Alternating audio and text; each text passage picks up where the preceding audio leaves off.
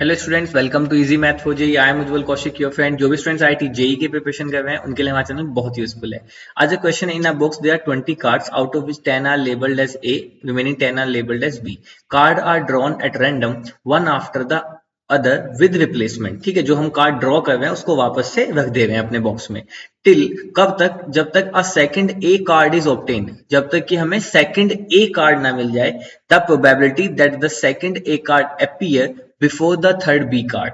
तो third B card show होने से पहले हमारे जो है दोनों ए कार्ड अपीयर हो जाए, हमें इसकी प्रोबेबिलिटी निकालनी है। और ये हम ड्रॉ कब तक करेंगे? जब तक कि हमारा सेकंड ए कार्ड ना आ जाए। ठीक है, तो जैसे कि अगर मैं आपको एग्जांपल से बताना चाहूं तो कंडीशंस क्या क्या हो सकती हैं। जैसे मान लीजिए कि हमने पहला कार्ड निकाला, वो भी ए आया, दूसरा कार्ड निकाला, वो भी ए आया।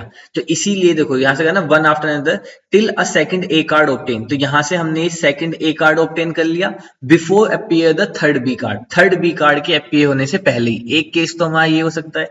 एक केस हमारा क्या हो सकता है कि मान लीजिए पहला वाला जो कार्ड था वो बी आया, उसके बाद अगला कार्ड ए आया, उसके बाद फिर से अगला कार्ड ए आ गया। अभी भी देखो कंडीशन सेटिस्फाई है, हमने दो A card, second A card obtain कर लिया है before appear the third B card. ठीक है, ये हमारा आ गया सेकंड ए कार्ड। इसके बाद तीसरी कंडीशन क्या हो सकती है कि चलिए मान लीजिए पहले ए आए, उसके बाद दूसरा बी आए और तीसरा ए आए। इस तरह के जो क्वेश्चन होते हैं बेसिकली आपके प्रेजेंस ऑफ माइंड को भी चेक करते हैं कि वहां आप कितनी जल्दी से अपने एग्जामिनेशन हॉल में कितनी जल्दी से सारे केसेस को कंसीडर कर पा रहे हैं। ठीक है, तो देखो अब बिग कंडीशन सेटिस्फाई है, हमारा सेकंड ए कार्ड अपीयर हो गया before the third B card. उसके बाद एक और कंडीशन क्या हो सकती है कि ए आए, फिर बी आए, फिर बी आए, फिर से ए आ जाए। अभी भी हमें सेकंड ए कार्ड मिल गया before appear the third B card, ये वाली कंडीशन सेटिस्फाई हो गई। अब इसी को हम तीन तरह से लिखते हैं, बी बी ए ए। ठीक है, अब देखो सेकंड ए कार्ड आ गया before appear to third B card. इसके बाद एक कंडीशन क्या हो सकती है कि हम लिख दें बी ए और बी ए। अभी भी हमारा सेकंड ए कार्ड आ गया before appear to third B card.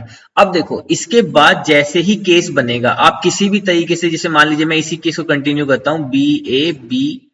ठीक है, अब देखो अगर यहां पे मैं ए नहीं लिखता हूं, ठीक है, मैं यहाँ पे ए नहीं लिखता हूं, मैं यहाँ पे क्या लिख देता हूं? बी लिख देता हूं। तो अब क्या है, मेरा सेकंड ए कार्ड तो अपीयर ही नहीं हुआ, जबकि तीसरा बी कार्ड आ गया।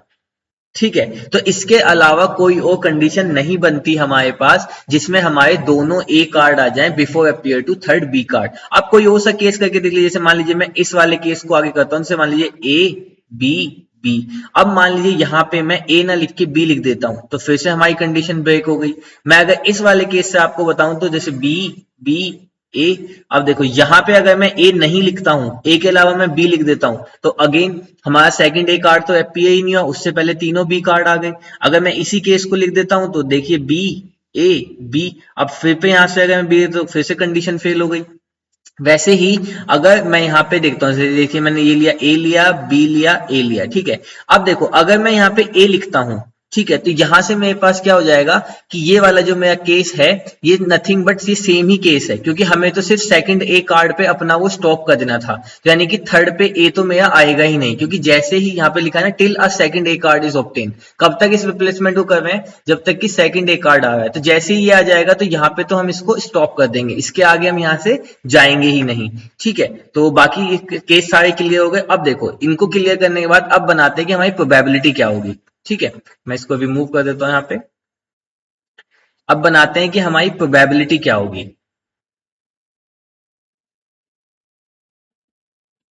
तो देखो प्रोबेबिलिटी है हमारे पास, अगर मैं पहले प्रोबेबिलिटी ऑफ ए निकालूं तो टोटल कार्ड्स कितने हैं? 20, और फेवरेबल कार्ड्स कितने हैं? ए के 10। तो यहां से आ गई प्रोबेबिलिटी 1/2।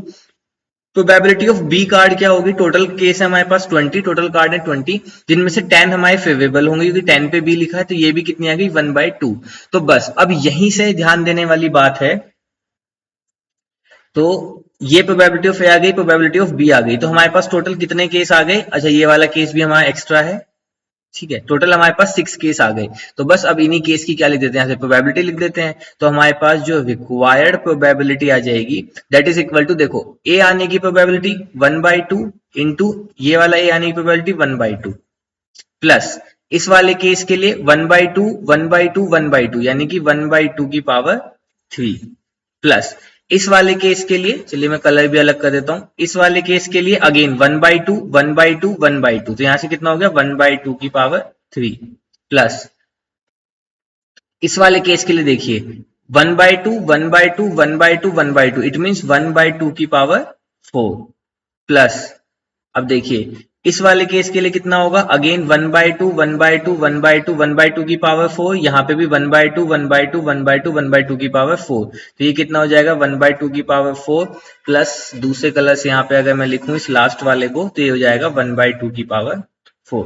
तो यहां से जो मेरे पास आ गया, अगर मैं इसको सोल्व करता हूं एलसीएम लेके, तो this will be nothing but यहाँ पे आया 4, यहाँ पे 8 8 16, तो यहाँ से एलसीएम आ जाएगा मेरा 16, तो यहाँ पे बना 4, तो 4 से 4 प्लस यहाँ पे बना 8, तो 8 2 जा, फिर यहाँ पे 8 बना तो यहाँ पे भी 2 प्लस यहाँ पे कितना आएगा 1 प्लस 1 प्लस 1, तो ये कितना आ गया 4 2 6 2 8 2 10 और 11, तो 11/16। तो option third is our right answer. I hope you are able to understand the video. If you have still doubt, you can ask to me into the comment box. Thank you very much. Please subscribe the channel. Be happy.